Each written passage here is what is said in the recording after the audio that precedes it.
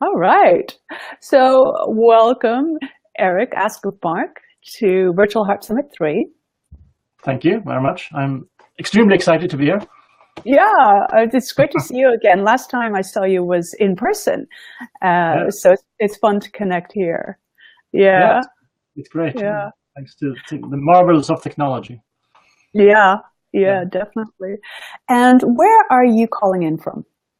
I'm calling in from my very how do you say, very messy music room in the south of Sweden, near Malmö, and if that doesn't mean anything, it's near Copenhagen, 1 hour from Copenhagen. So it's in the far south of part of Sweden. Yeah. So just to remind everybody, Virtual Harp Summit happens on September 14th to the 21st, and it's free during that time. So if you want to get your free ticket, you have to visit the website, virtualharpsummit.com, and you will be able to watch amazing workshops, including Erik's. I just finished uploading yours, Erik. It was epic. We're going to talk a little bit about that workshop, just gorgeous stuff. And before we come in, I'd love to ask you about your title. Oh yeah, the Riksspelman. Yes, can you tell us more about this? I find this so cool. It's something from in the realm of Swedish traditional music. You can well, how do you explain it? You every year you have one shot each year to get this so-called award or title or whatever you call it, and it's a new place every year. Usually one of the festivals in the summer, and what you do is basically you take your instrument and you play a couple of tunes in front of a very stern-looking jury of very old and prominent folk musicians. And then they basically grade you on a scale, sort of how traditional you are, essentially. And you have different grades, like bronze, silver, and gold. And you get a little thing it's a little badge. So it's all quite silly, but it's basically started out 100 years ago to promote folk music. Mm-hmm. And so if you get the silver badge, you can call yourself Riksspelman, which means sort of official master musician of the traditional music in Sweden, but it's more catchy. So it's Riksspelman. So that's how it is. Oh, definitely a high bar there that you set, and and so you know a great deal about the traditional music of Sweden, and you'll be sharing that from a harp perspective. Yeah, exactly, which is quite unusual over here. You know, with the harp history in Scandinavia in general, when did the harp first come to Scandinavia? It's actually very old. I mean, the Vikings used the harp and also the lyre. Actually, the word harp or harpa means lyre in Old Norse. So the 6-string lyre, but it could also mean harp at the same time, and so it goes back at least 1,000 years. And it hasn't been very thoroughly researched, but there are some people who are looking into it, certainly. So yeah. And so I've just put your website here on screen so people can go and visit you. I also have your Facebook page. Shall I share that one? Do you tend to? Okay.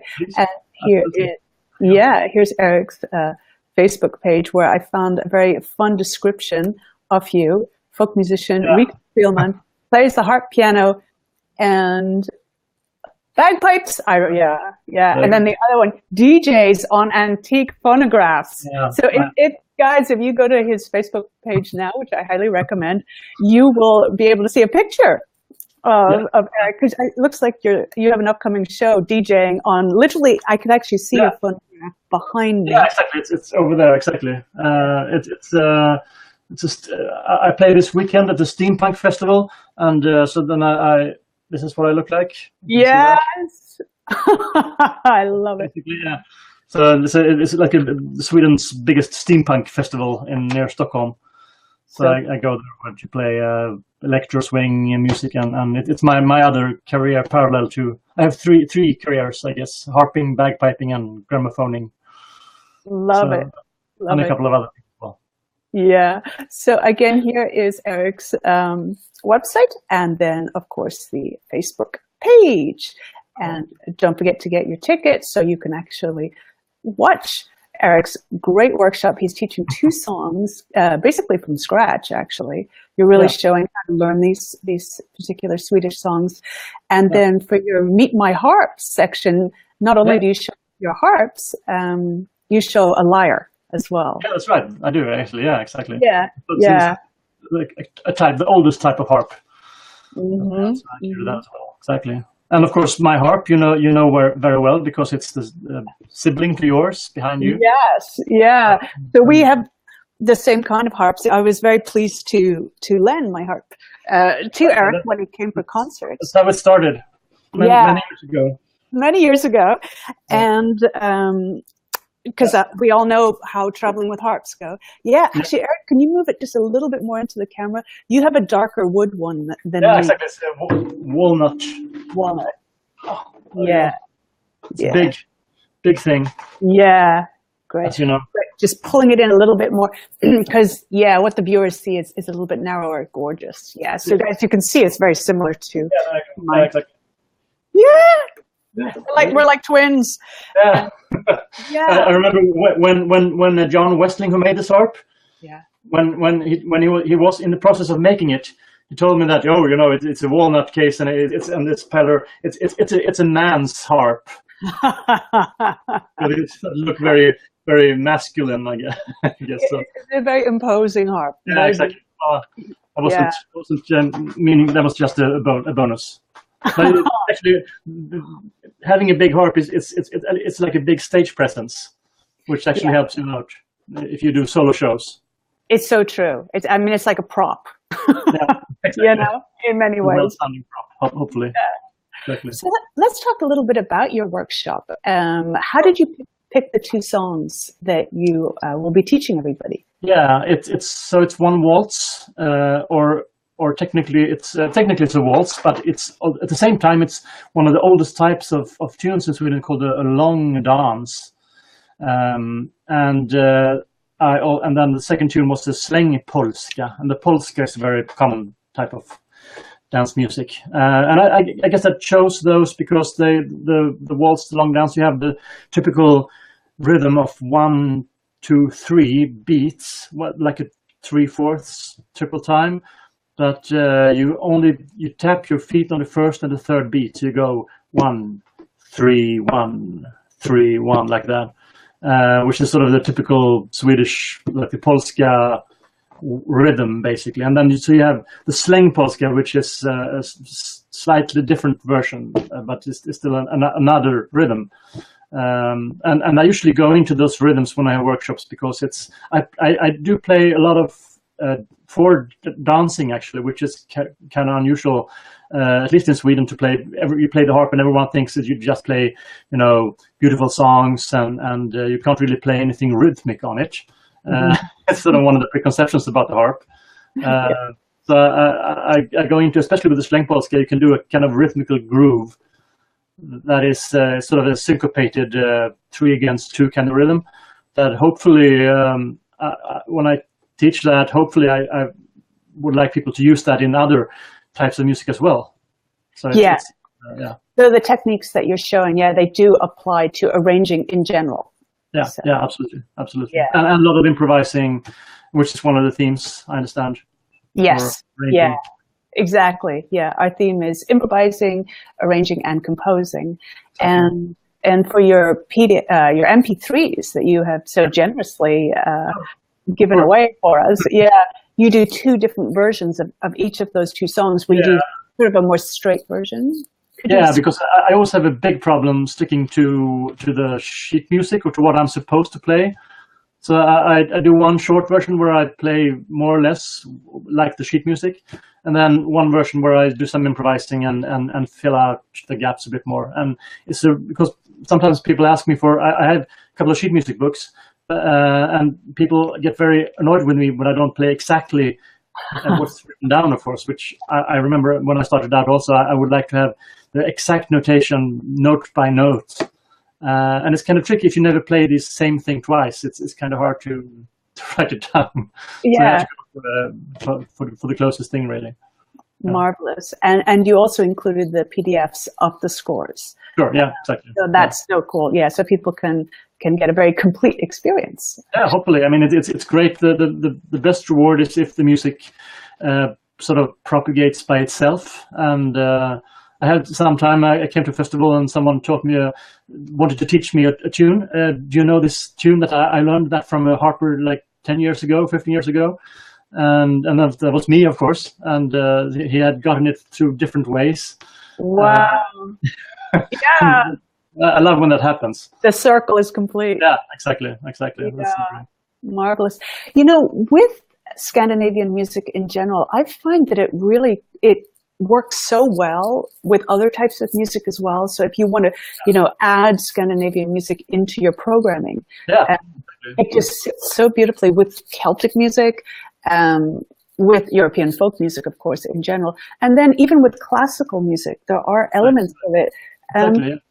Can you tell me more? I mean, this is just what I feel, but maybe you can tell me more. You're absolutely right. I mean, obviously Swedish, or if you Nordic music, you have, Norway, Denmark, Sweden, Finland. Each country has its own special taste, special kind of flavor. Although all those countries have their can all be identified as Nordic music, and then there's a different flavor in each of the countries. And then within those countries, like in Sweden, you have big range of stuff. If you look at music of the western parts of Sweden, that was heavily influenced by traveling musicians from Scotland and England and Ireland. So there you find tunes which could be almost like a reel. We call them or schottisch. You maybe know from French music, schottisch. Which we play here also, and some of those tunes are like Soldier's Joy. You know that tune? One of those easy reels. That's one of the first tunes you learn on the harp. That is verbatim a Swedish tune as well. Just being picked up here and becoming part of the Swedish repertoire like 100 years ago or something. So I mean, if you want to dip your feet into Nordic music, it's kind of easy because you can find music which isn't too strange for you, too different if you come from the Celtic music from that way, so to speak. Yeah. And then it gets gradually stranger, basically. All those weird rhythms, like anything. Yeah, exactly. Yeah. So but as you say, I think you're absolutely right. It's a great way of expanding your repertoire from, if you played Irish, Scottish music for many years, try and include a Swedish or a Norwegian piece in there, and just to add a bit of extra flavor to it, basically. Yeah, definitely. People are going to get so much out of your workshops. So. Let's have some hellos from people. I see people are coming in. And guys, Erik is live right now from Sweden. Now is your chance to ask him some questions. That's everything you always want to know, but never dare to ask about Swedish folk music. Go for it, guys. So just type in your comments and I will be able to show them. And meanwhile, we have a few hellos. Lane is coming in from Western New York. Internet. Sorry, it's just my kid. We're live. One of the things about live broadcasting. I love it. Yeah. Did you see that hilarious video that went around? It was that guy who's giving. Yeah, exactly. Yeah, commenting about the socio-political. And his kids came in. That was so funny. That could happen here as well. So yeah. Oh yeah. Well, that's it. We're informal here. Virtual Harps. Janice is coming in from Wisconsin. Welcome. And we have Judy in from Hercules, California. Welcome, Judy. And Donna coming in from New York Capital District. Hi. Cheryl is coming in from Nova Scotia. Welcome, everybody. Gloria from San Pedro, California. Sally from Wisconsin. And Jan Joyce says she met you in Hawaii years ago. Yeah, we were there like 10 years ago or something. Cool. Hawaii is beautiful. So let's see what Cheryl says. I adore the hardanger fiddle and the nyckelharpa. The nyckelharpa, yeah, exactly. And the beautiful Nordic sound, the weirder the better. Right. So yeah, Cheryl, you'll definitely want to come to this workshop. Could you tell us a little bit about the nyckelharpa? Yeah, sure. I could show you one. Oh, cool. Hang on. Have nyckelharpa. So this, my wife who plays the nyckelharpa. Yeah. And of course, people think it's some sort of harp because it sounds like a nickel harp. Right. It's nothing really like. It looks like this. So cool. It looks nothing like a hurdy-gurdy. Yeah, exactly. I mean, it's related to the hurdy-gurdy in that you play it like this, and you have these keys where you press and you shorten the strings, Cool. exactly like a hurdy-gurdy. Yeah. And these are called the keys, and that's nyckel in Swedish. That's the keyed harp. So cool. Could you go down further towards the neck? Because we actually have a smaller view here. Then, yeah, great. Beautiful. Yeah. Fabulous. Depends on the back there. Those and are and the keys here are in rows. Yeah. And each row corresponds to a string. So you have 3 melody strings. Wow. And 1 drone string that just rings along. And then you have like 12 sympathetic strings. Yeah. And they create this this reverb. Yeah. And then of course you play it with a bow. Right. So you're bowing with one hand and then keying with the exactly. And if you watch our concert, which is part of my thing here as well, isn't it? There's you can see we play the harp and the nyckelharpa together from a church, I think, a couple of years ago concert. Yeah. So so guys, you're going to really enjoy the concert with Erik and his wife Anna Rayfors. Am I? Rayfors, yeah. Rayfors. And she's a marvelous musician, and it's this gorgeous little church, actually. Yeah, exactly. In Sweden, so we get to have a very intimate view of. Yeah, I get you. Yeah. Yeah, so gorgeous. And the nyckelharpa, because it has this sound, I would show you, but I don't play it, unfortunately. So I can't play it for you, and I don't have any bow here. But it has very like a sonorous and sound with a lot of sort of built-in reverb with those strings, and that blends very well together with the harp. Right. Maybe you know Katrina Mackay from Scotland. Yes. She plays with Olof Johansson from the group Väsen. Right. And they actually, I like to say that me and Anna, we were first. And they started also. I think you started a movement because Donna Arya was playing. Of course, also we shouldn't forget about Arya and Lisa Lynn and Arya Frankfurter. Yeah. But I remember, a great nyckelharpa player in California, in Oregon now. They moved to Oregon. Yeah. So, and I think maybe you inspired them. Is that right? Yes, of course. Yeah, I remember you coming through town. I'm Arya's big inspiration. Yeah. No, but I think we helped to bought him a nyckelharpa.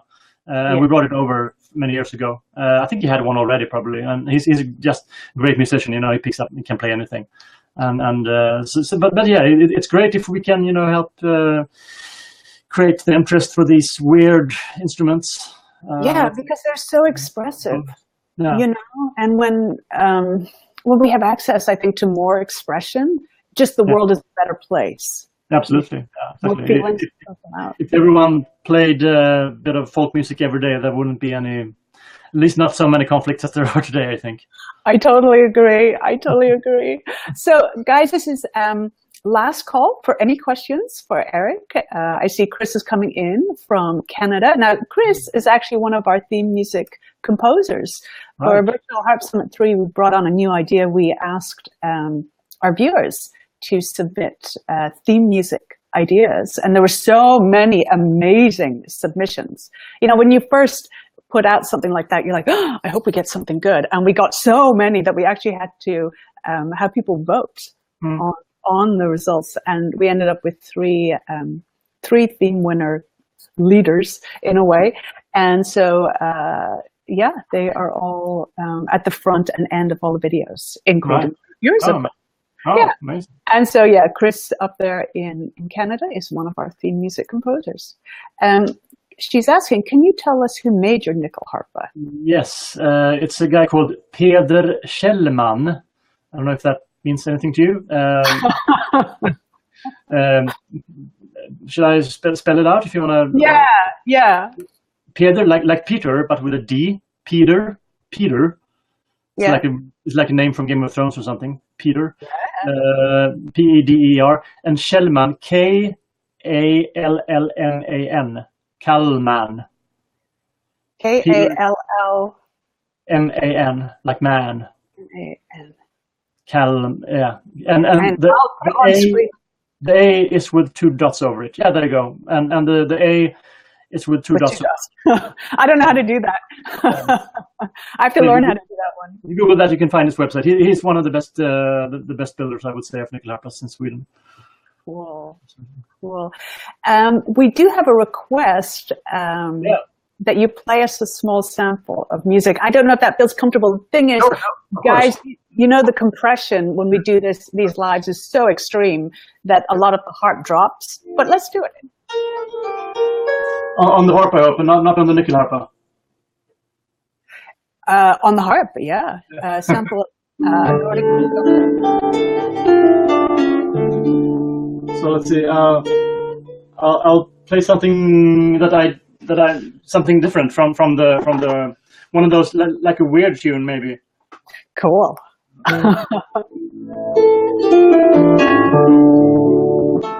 Let's see.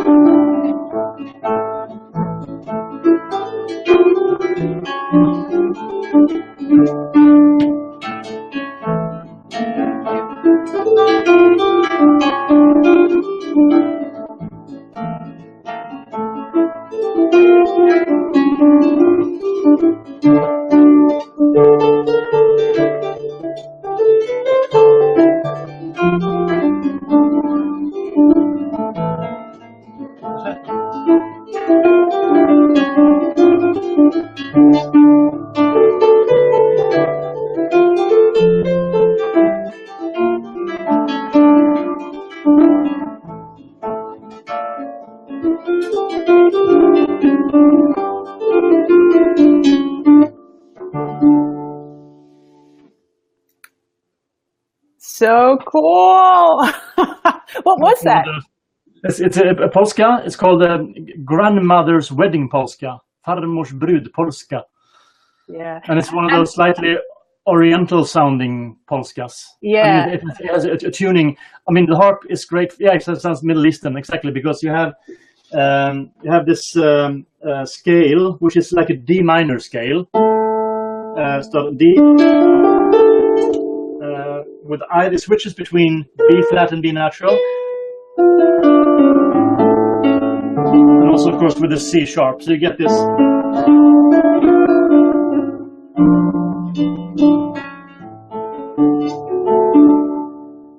So it's basically a normal, D minor scale with the C sharp. But then when you add the rhythm on top of that, which is a bit of sort of reminiscent of Eastern European rhythms, like you find in Bulgarian, Macedonian music and so on, and then you get this slightly oriental sound, even though it's a tune from northern Sweden, you know, or central Sweden, quite far north. That's been one of the themes at Virtual Harp Summit that we've found is, you know, that music actually has had way more crossover forever than we tend to acknowledge, and there has been a lot more communication and travel between cultures than we thought. You know, oftentimes now, you know, you hear about fusion music as if it's a new thing. Exactly. But really, you know, it was nothing. Exactly. Well, yeah, I mean, folk music was basically world music before you had the concept of world music. It already was that to varying degrees. Again, if in Sweden, Sweden and Norway, the big exchange you would have across the North Sea, of course, to Scotland and Ireland, and sometimes we call that sort of Celtinavian music, tongue in cheek. With those tunes that lends itself. But then you can look the other way also, of course, looking eastwards towards Finland and Russia and the Eastern Europe, which has many similarities musically as well. So Sweden is sort of in between. I mean, it's off north, of course, but it sort of straddles both the east and the west a bit, at least musically, you could say that. And because they were such great seafaring nations. Yeah. I mean, they were on the freeway, the old-fashioned freeway, so they were everywhere. Yeah, exactly. Swedes, and well, I mean, all the Nordic peoples have always been traveling a lot, and you find tunes from different places, and you have that pops up, and that you can sort of trace back to where they come from originally. So that's very, very interesting and big. You can talk about that for many hours. For sure, for sure. Let's get one more question in. Cheryl is saying, and who did you say built your harp? You know that as well. I know that very well. John, my hero.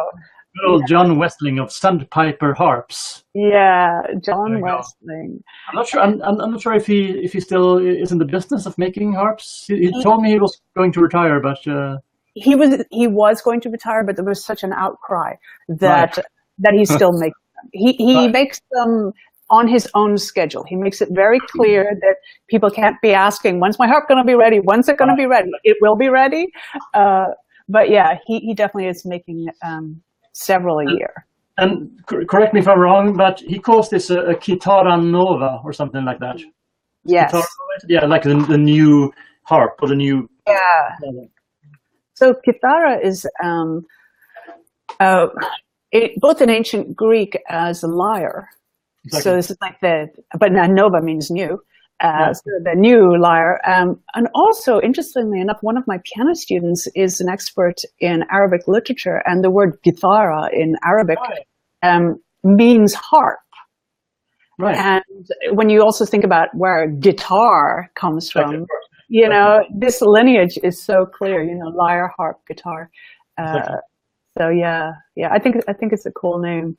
And it's one of its biggest that I love about it is that you have these really tall strings in the bass, and I speak about that on the harp on the show and tell part.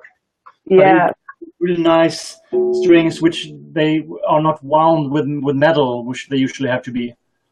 So it gets this very the bass and the middle range is very extremely full-bodied sound. Yeah, for sure. I mean, we can't see. Let me go full screen here. But yeah, down here on the bass. I mean, it's so big, I can't even get it in the screen. Same here. You know, yeah. I love these harps. I have two of them because actually when John said he was going to retire, I panicked. And I bought an identical one. So I have two of the same maples. And I love them both. Huh? Clever trick by him. Yeah. You know, I'm hoping to interview him for virtual. Oh, right. Oh, that would be. Yeah. He's away sailing right now because, you know, he's a big sailor. All right. Oh, yeah, all the way up to Canada. He goes really far. Right. Yeah. And so I'm hoping to interview him and so people can meet him. Nice. Yeah. Okay. Well, I want to remind everybody, go ahead and visit Erik's website, ask-upmark.se for Sweden. Then also Facebook page has a lot of fun stuff. And get your free ticket here. So the workshops are free between September 14th to the 21st. And actually be sure to check the schedule on virtualharpsummit.com because each workshop only runs free for 48 hours. The concerts run 24/7. And then there's a new feature called Meet My Harp, where a lot of the presenters are talking about their harps. That will run also 24/7 the entire summit. But for the workshops, you've got to make sure to get in within that 48-hour window. So go and visit virtualharpsummit.com. And you'll be able to see the schedule as well. And of course, September 14th to 21st. So, yeah, thank you so much, Erik, for joining us live.